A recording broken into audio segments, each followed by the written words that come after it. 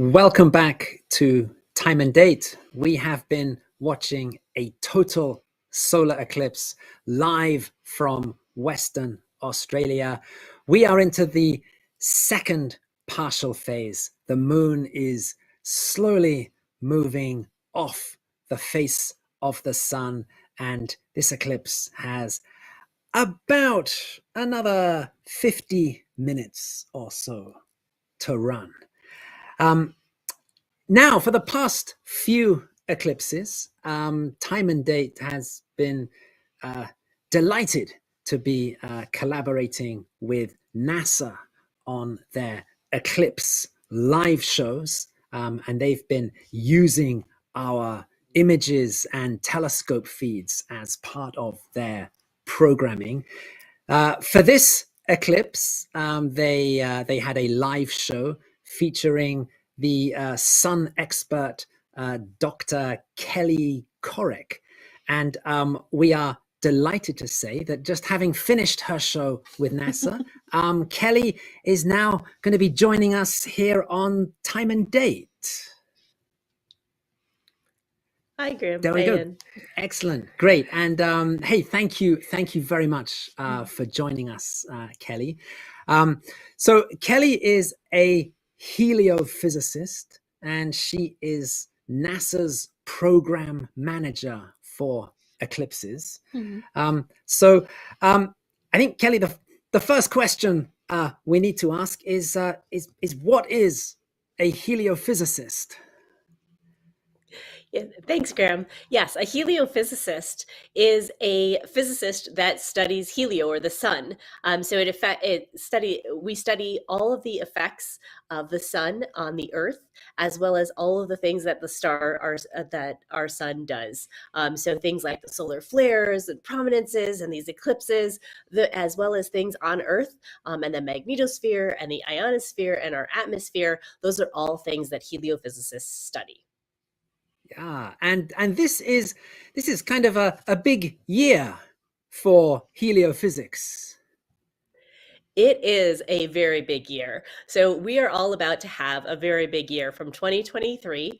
We're going to start just around October, around the annular eclipse, and run through the total solar eclipse that happens April 8th, 2024, and then through December 2024, when Parker Solar Probe makes its closest approach to the sun. It gets 96% of the way to the sun from the Earth. So this big year is actually a concept that comes from citizen science birding. And their big year means that I want to see as many species as birds in that 1 year to have a big year. And so for us, we're challenging folks to have as many different sun experiences as you can in that 1 year. So the annular eclipse, a total eclipse, could you see aurora? What about learning about solar flares? What about learning about the effect of sun on your emotion, or how you use it in growing crops and food? So we really want everyone to have a big year with the sun from 23 to 24. That's cool. And you've just finished, you're all warmed up here, I can tell, because you've just finished your live show with NASA. How did it go? Oh, the live show was incredible. There was great banter and amazing questions from the audience and audience participation. And of course, the star of the show, our sun, and the total eclipse and the Time and Date feed was just amazing to sit there and watch the prominence develop, and then all of a sudden to see totality, and it was amazing. That's nice to hear. We've worked hard for those images. And what was your favorite question? What was one of the exciting questions that you got? So I think one of my favorite questions was something that I just hadn't thought about, is how common are lunar eclipses more common than solar eclipses? And, I hadn't thought about it. But it was great to also be able to then have a phone a friend. We had some other colleagues in the background making sure that we could have some fact checks there, because my sense was that, it does seem like there was more, lunar eclipses, or you hear about more people being able to see them. And they were able to get some information about the fact that, yes, actually there's more likelihood to see it because a larger swath of the Earth can can see a lunar eclipse, but they actually happen just about the same amount as a solar eclipse and normally happen in pairs, about either 2 weeks before or 2 weeks after a solar eclipse. So it was just a very interesting question to also test my, sensibilities of like, oh, how do I figure this out? And sometimes, even a scientist needs to phone a friend and be like, hey, you know the answer? Oh, this is true. Excellent stuff. Yeah, well, we've been enjoying some great images today. We've had sunspots, prominences, the corona. So much to see. Was there a particular highlight for you today, Kelly? Definitely. I think there was that little prominence in the lower left-hand corner of the feed that stuck out early as the moon made contact and was there the entire time. And then once you got to totality, you kind of saw all the things that were around it, that it was sticking out there, but there were so many other things around it that were also dancing and moving, and all this plasma and gas is constantly moving on the sun. And to see that was just was my favorite part. It was the part I was rooting for. Yeah, we were enjoying that bit too. At one point, it looked like it was just flying in thin air, that prominence on the feed. Definitely. And yeah, you were mentioning 2023, 2024, big year for the sun. We've got 2 massive eclipses coming up. There's an annular solar eclipse going across the US in October, and then another one in less than a year from now, in April, a total solar eclipse there going across the US. So what are NASA's plans for these eclipses?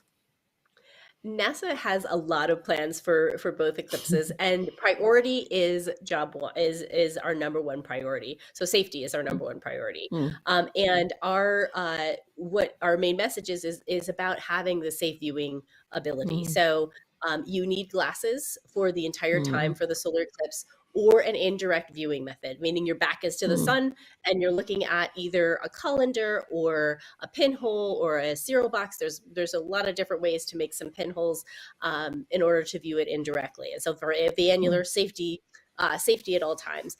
And then during the total, we want you to keep your glasses on except for totality. And then we want you to experience that corona, that amazing time, especially as we get to solar maximum. There was so much activity and so many different things that popped up as we got to totality.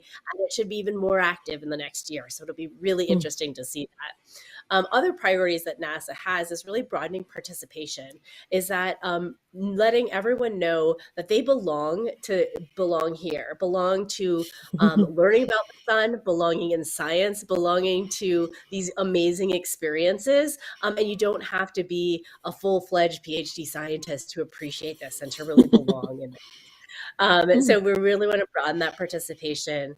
We will be doing a lot of science here too. There was a kite experiment that was flown in Australia that we're anxiously looking for the data from, and we're hoping to do other science experiments in 23 and 24, like launching a rocket to test the ionosphere, a layer of the atmosphere of the Earth, and how it reacts to eclipses. So we're going to send off a couple of those 3 rockets into each eclipse to study that. Wow.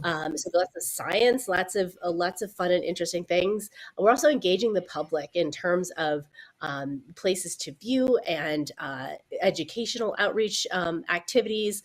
There are things like ballooning events, citizen science projects folks can get involved in, like eclipse soundscapes. There's a lot of different things that NASA's planning for these 2 eclipses. Oh, it all sounds really exciting. I want to be a part of one of these experiences. Well, we're going to be in the US for it, so maybe we can catch up. Thank you so much, Kelly, for joining us here on the show.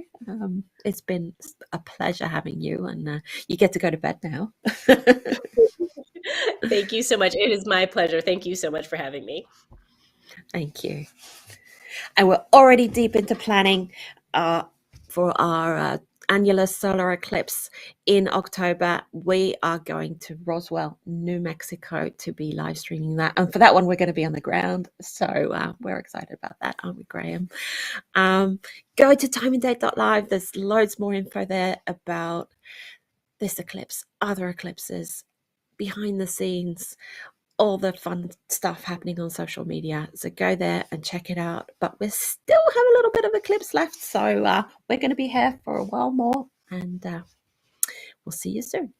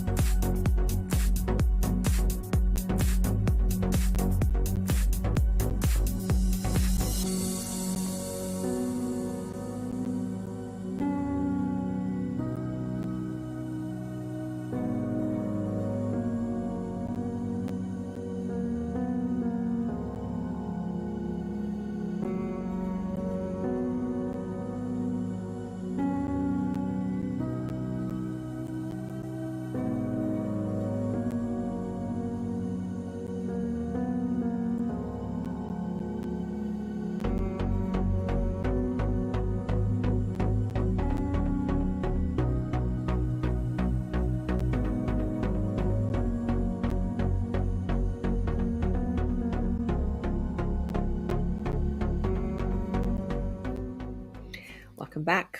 I'm Anna Buckle. This is Graham Jones. We're still watching a total solar eclipse, but we're inching towards the end of it. The moon's disk is moving off the surface of the sun, and we have a replay. We're very excited about this. It's the MIT NASA Eclipse Expeditions feed that we're just going to show you from start to finish, and we will talk you through it. So, okay, Gustav, you can start it now so we can see what it looks like.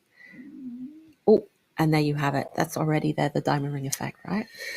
Yeah. So this is as now we're just moments away from totality here. The filter has come off the telescope, so the bit of the crescent sun that is still visible is super bright. There, we're starting to see the solar corona around the edge of the moon, and this is heading towards the diamond ring effect. We've sort of got this ring around the moon of the solar corona, and that final bit of the visible sun is shining like a jewel. We move swiftly from the diamond ring into Bailey's beads. That bright jewel starts to break up into blobs, and as the final one of those blobs disappears, this is now the start of totality. Now the full splendor of the solar corona comes into view. We can still see those wonderful prominences in the sort of the top right edge of the sun, and this is 1 minute of totality. And it looks pretty amazing. And when we were in Argentina, the corona looked a bit more stretched out like wings, but this one was a bit rounder, wasn't it? Right. The shape of the solar corona does change over the course of an 11-year solar cycle. The totality we saw in 2019 in Argentina, it was near solar minimum, and the solar corona was rather stretched out like wings. Today, it's a lot more symmetrical. It's a lot rounder. That's our minute done. We are coming back to Bailey's beads, these blobs of light appearing in that bottom right corner, and they're now merging together to again form this jewel of light, the diamond ring with the solar corona around the edge of the moon there. Now the bright crescent sun comes back. The solar corona disappears. That's the last time we'll see the solar corona from Earth until the next total solar eclipse. April 8th, 2024. April the 8th next year. That's correct. So that was the very brief 1 minute of totality of this April 20th, 2023 total solar eclipse. Because next year it's going to be much longer, the totality, right? That's right. So next year we're up to over 4 minutes of totality. That's one of the reasons for that is that the moon is closer to the Earth, bigger in the sky, and can cover the sun for longer. There you go. And we've moved into this zoomed in image of the sun. We've got some sunspots, we've got some prominences, so we're really getting to study them here. That's right. This is a great shot here, showing a partially eclipsed sun with those sunspot features in the center, and some nice prominences around the edge of the sun's disk. And Pac-Man eating us in the corner there. Exactly. And that's it from us for now. We will be back very soon. Check out timeanddate.live for more information about eclipses and about this eclipse and other interesting pictures behind the scenes, all the fun stuff you can find there. And we will see you soon.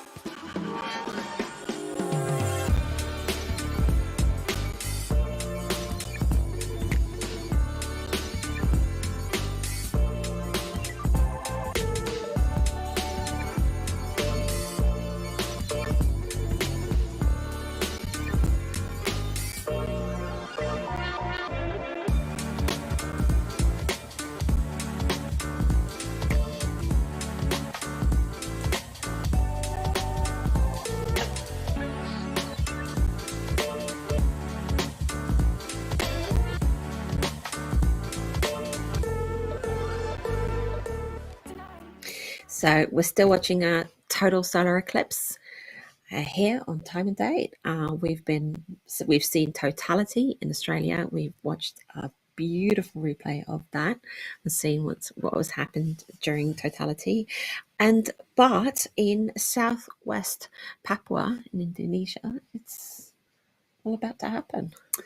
That's right. The main image on our feed right now is coming from the city of Sorong in the province of southwest Papua in Indonesia. These images are coming to us from the BMKG. That is the Indonesian Agency for Meteorology, Climatology, and Geophysics. Yes, today, the city of Sorong is getting a 90% partial eclipse, and we are at about eclipse maximum now. Anna, we looked earlier at our live eclipse shadow map. We looked at the location of the moon's umbral shadow, the darkest part of the moon's shadow, where if you're in the umbra, you can see the moon completely cover the sun and cause a total solar eclipse. Today, the moon's umbral shadow is incredibly small, only about 40 kilometers or 25 miles across. When we last checked in on our live map, the moon's umbra was over the Indian Ocean and rushing towards the coast of Australia at thousands of kilometers per hour. Well, it is now passed over the Northwest Cape very briefly in about 1 minute. That was the wonderful 1 minute of totality that we saw in Exmouth. It then continued northwards and eastwards. It crossed over the country of Timor-Leste and now heading across Indonesia. And I think we can go and have a look and see where it is. So let's bring out the map again. So here it is. Yeah, so again, the shaded areas are indicating where there is a partial eclipse, and that very, very tiny red dot in the middle, that is the moon's umbral shadow. That is where a total eclipse is happening right now. So it's passed across the province of West Papua, and it is now heading out into the Pacific, where it will be then taking off and leaving the Earth's surface, not to hit the Earth again for about another year until the next total solar eclipse in April next year. Yep. So we're kind of running towards the end of the show here, really, because everybody's getting to see the partial and total eclipses, but it's not completely over.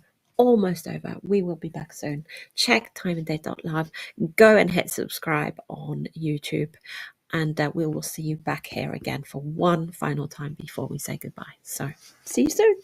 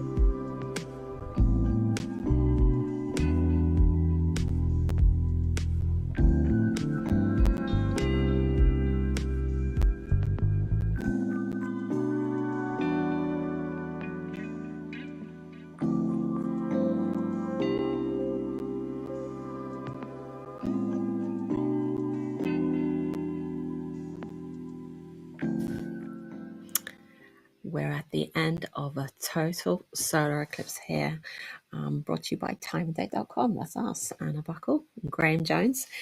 And we're just looking at that final bit of the moon leaving the sun's surface there, Graham. And we're just hoping to this is called fourth contact. This is fourth contact. Yes, this is the moment when the moon leaves the disk of the sun. And once again, we are back to that full disk of the sun, which we haven't seen there in Exmouth for the last 3 hours, because that's how long this eclipse lasted there on the Northwest Cape. And we've got this image overexposed to show those prominences. They're kind of hiding a little bit back there down in the left-hand corner. And we're hoping maybe there's a prominence around exactly where the moon leaves the sun's surface fairly soon. Oh, almost, right, Graham? Almost there. Yes, we can see that there is still just the tiniest nick in that edge of the sun. But I think now the moon has now moved off the surface, and we are back now to that bright solar disk. Very bright at the moment, being overexposed to show us those prominences. So, exactly, yes. Yeah. So this eclipse is unfortunately coming to an end, and we have a lot of people we want to thank, and this is where I have to look at my list.